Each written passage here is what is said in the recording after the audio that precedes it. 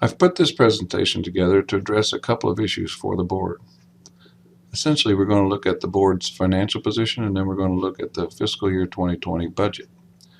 Another thing I'm doing on the side is testing some software that records presentations so we can see how it works, for the possibility of putting some how-to videos on our website to address some frequently asked questions that staff deals with, rather than having people read those things all the time.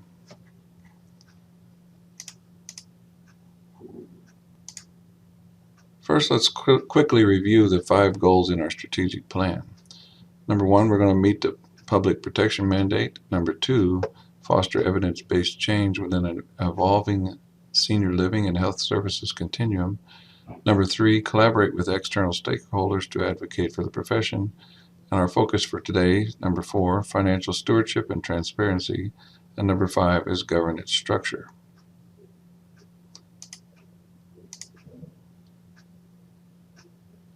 Within number 4, under this goal, there are 3 tests that make that up, and we're going to address all of them and drill down into each one of them and look at each of the action plans we have for them and answer some of those questions. Under 4.1, which is to define the long-range health of the board's financial position, there are 3 action plans for us to look at and discuss, and that's what we're going to do to start with. So as we start to look at 4.1.1 and project the life of our reserves or working capital, any good projection is based on history. So we're going to first look back at the last 10 fiscal years of our working capital, our expenses and revenues, each of those fiscal years, and see what's been going on and how we're doing over time. I've graphed out the history of our reserves, showing the sort of aqua color showing the reserves that we have. The green shows our revenues, and the red shows the expenses for each year, and the yellow shows the up and down gains and losses that we have each of those years. And you can see that we have a bit of a roller coaster ride along the way, and there are actually things that explain what we're doing, and you can see that we actually planned our spending. For example, you can see that we made a conscious decision to hire a 3rd FTE.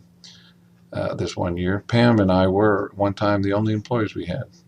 We hired Ginger before we were set to realize any revenues from licensing residential care, assisted living, and adult daycare administrators.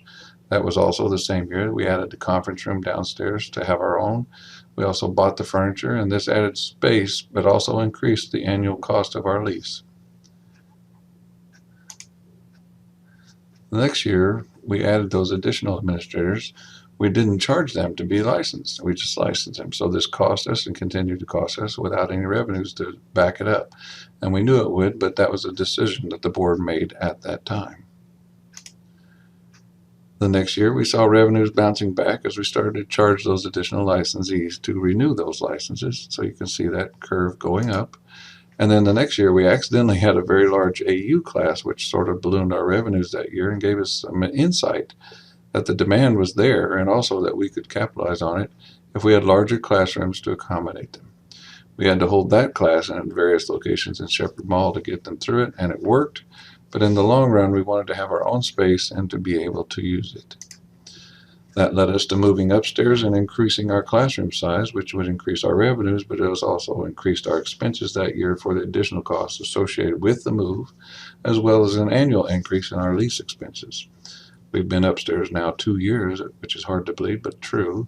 As we're finishing fiscal year 19, you can see that our revenues have increased, but so have our expenses. We're actually projecting, with a couple of months left, to have gained this year. So fiscal year 19 looks like it was a pretty good year for us. Revenues have climbed with our larger classes, but we still have room for a few more. We've not maxed out in any year yet. Expenses predictably continue to increase, and we know already that they're going to increase again next year. Over time, our cash balance has decreased, and we expect that to continue. And note that we've not had any fee increases, so the growth of expenses outpaces the growth of revenues, and that's not a great mystery. So we've looked back at history, and what does it tell us? We know that a lot of the extra expenses we made were planned. We created a conference room. We moved to a location for a bigger conference room. We added a 3rd FTE. We bought furniture for the conference room, and so on. Over this 10-year period, we can see that with these expenditures, we spent about $183 $50,000 more than we've made, which means on average we spend about $18,000 more than we make. Again, most of that was planned, so it's not terribly shocking to learn. But if we look at that and try to figure out a worst case scenario, and let's say we spend about 2.5 times that much every year, $50,000 more than we make, we can see that our surplus funds would be liquidated in about 10 years. If we're going to hire a fourth FTE, we could easily do that. There are other options, but that's the worst case.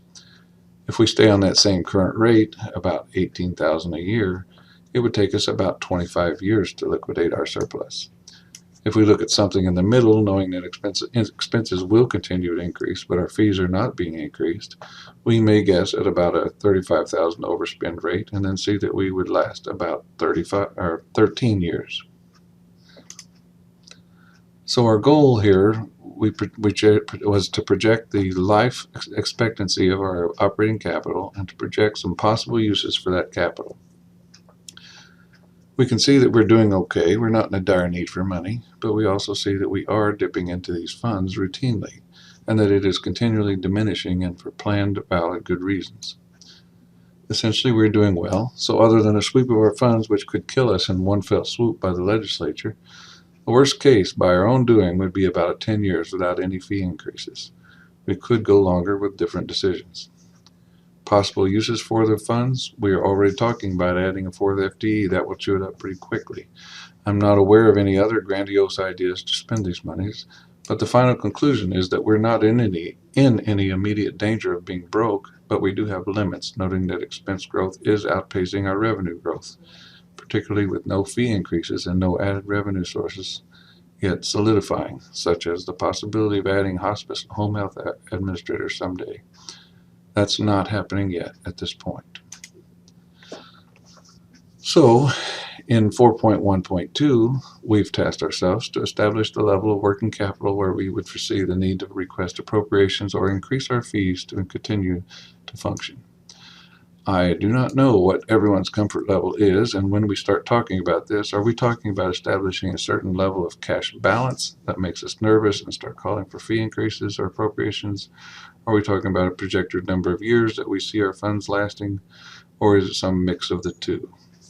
So at this point in the presentation, I'm looking for a discussion to find the point where the board feels comfortable establishing this level. And while we're discussing that, is this something we should revisit every year, every quarter, every month?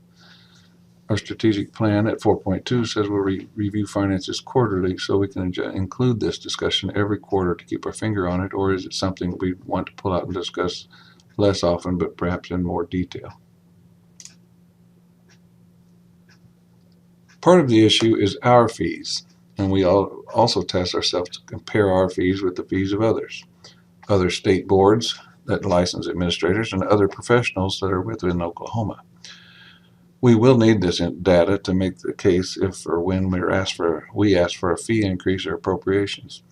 Pam and Ginger have gathered this data, and we're going to look at it now, but we'll need to update it at the time we go forward to ask for any fee increases or appropriations. And it'll probably just get worse because other people will probably increase their fees before we do. First, look at our renewal fees for the various licenses that we have, including certified assistant administrators. And know that we only realize 90% of those fees because 10% of that comes off the top and is contributed to the state's general revenue fund. So when you put those down, you can see that the average fees we realize are about $117 for a renewal. I think it will be a little eye-opening when you see how this stacks up with the others. Some of our neighboring states that license administrators renew biennially, and that's our plan eventually as well, as soon as we get the legislation passed. The average fee of these boards is actually higher than our highest renewal fee and almost $100 more than the average of our fees. And these are nursing home administrator fees. But which of these boards are non-appropriated like us? All of them are appropriated, so we're not comparing ourselves in an apples-to-apples sense of comparison. All of them are receiving some form of funding. And when you look at Tennessee and Louisiana, that really says something about how well we are doing. And the only one of these neighboring boards who is a standalone, is not under another agency or part of an umbrella licensing agency, is Louisiana. And we do note that only 2 of those states currently licensed are CAL administrators. So the fees we're looking at are all nursing home administrator renewal fees. Now, when we look at other agencies within Oklahoma, most of these are like us in that they are non-appropriated, but some of them are part of very large licensing agencies, such as the Board of Nursing, and they are appropriated, such as CNAs fall under the health department, as do the home care administrators. Relative to these, our fees may look high, but we cannot compete with the number of licensees these agencies oversee. So again, we have these numbers, and we will continue to update them, and especially if or when we need to come to the point that we need to start asking for fee increases or appropriations to make the case more accurate. So when we do our budget, there's always a question that asks us to link it to our strategic plan and tell the legislators how we're doing. So we have 4.2 that is looking for these kinds of links to put in our plan that we can report on. We've given ourselves 4 action plans here, and within these, we've linked 3 of them directly to the budget to establish a monitoring program for our CEU offerings, to get more board members participating at NAB meetings, and to create an enhanced ability to investigate cases. So as we transition now into looking at the fiscal year 2020 budget, let's first look at this first action plan item that asks us to illustrate and compare our fixed expenses and revenues with our variable expenses and revenues. The big takeaway from our fiscal year 2020 budget is that we're adding some pay raises for staff, not the executive director, Pam and Ginger, and we are also accounting for the possibility that both of them could retire. So we're accounting for terminal leave and unused sick leave, which will cost us when they do decide to retire. We've also funded a 4th FTE in the budget, and all of this has tended to balloon our expenses for the year. We also note that our subsidy or discount on our fees for OMES ABS agency business services has been removed this year, which essentially means that we're realizing a fee increase this year. We've also doubled travel expenses for more board members to go to NAB meetings, and we've added funding for a CE monitoring program, all per the strategic plan. Now, as we look at the budget, I want to remind you that we do project worst case on expenses, and we also project conservatively on our revenues. So the budget looks worse typically than the actuals do when it's all said and done.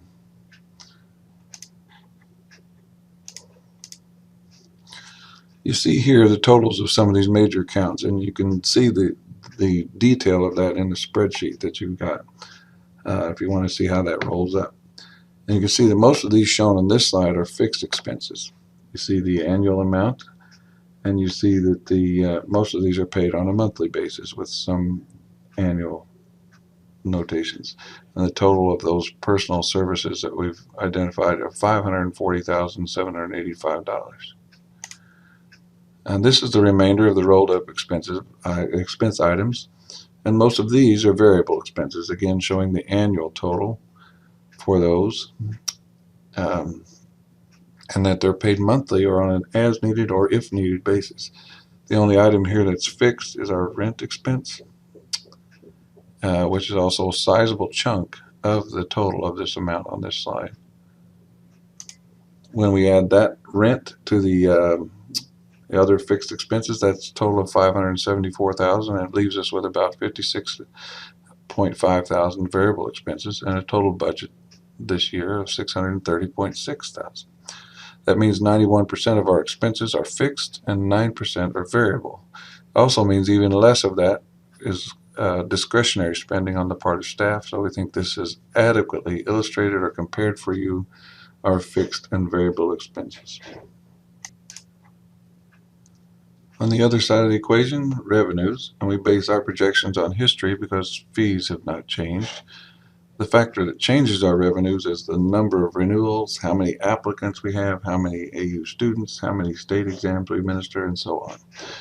Again, we underproject typically, and this year we project about $354.6 in revenues.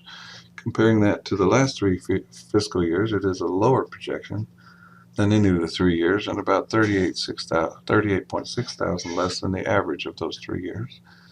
Now, if you've been paying attention to this point, you'll note that our budget expenses are $630.6 thousand, which leaves us with a deficit budget of about $276,000 this year.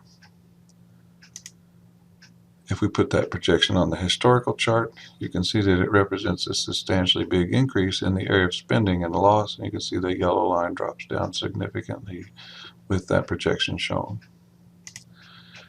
So why so much of a deficit? We already mentioned them, but not with numbers.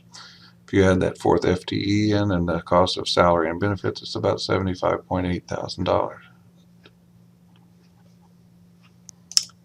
The terminal leave and unused sick leave accounts for $66.4 thousand. Doubling our travel and adding the CE monitoring program together adds another over 10,000, and those things together account for about 152.4 thousand of the deficit.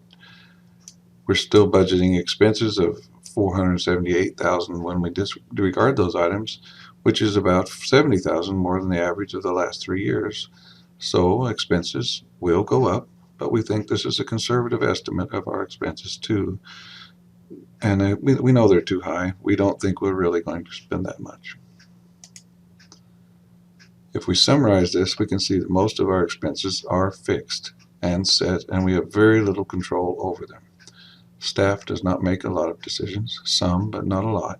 And typically the things we do spend money on are necessary. So there's not a lot of discretionary spending. And revenues are also out of our hands, and we depend on people to renew and enroll in AU and so on. We have very little influence on how much revenue we generate, and we lose 10% of that right off the top to the general revenue fund. We know we're projecting some out there things, but we think we've shown you a worst case budget. We do expect a fiscal year 20 expenses to exceed fiscal year 19's expenses. That occurs naturally almost every year. We also believe that we've estimated our revenues conservatively.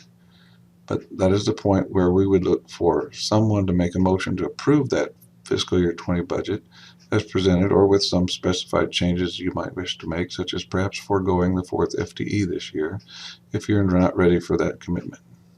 We do have some issues coming that will change how we look at our budget.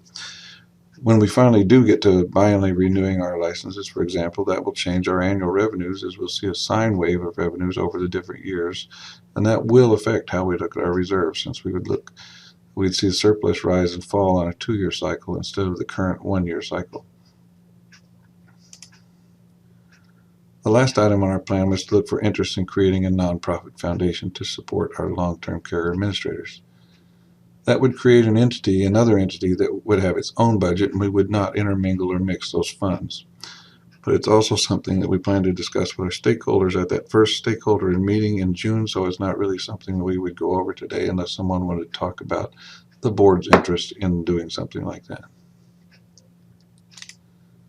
So looking back at the strategic plan as it relates to the budget and our finances, these are the items we covered today, even if only briefly. As I think about 4.3, we're talking about the need to talk with our stakeholders. If there are any questions or comments, I'd love to hear them, and I'm curious if this type of presentation is better than reading, as well as if the video was clear, and so on as well.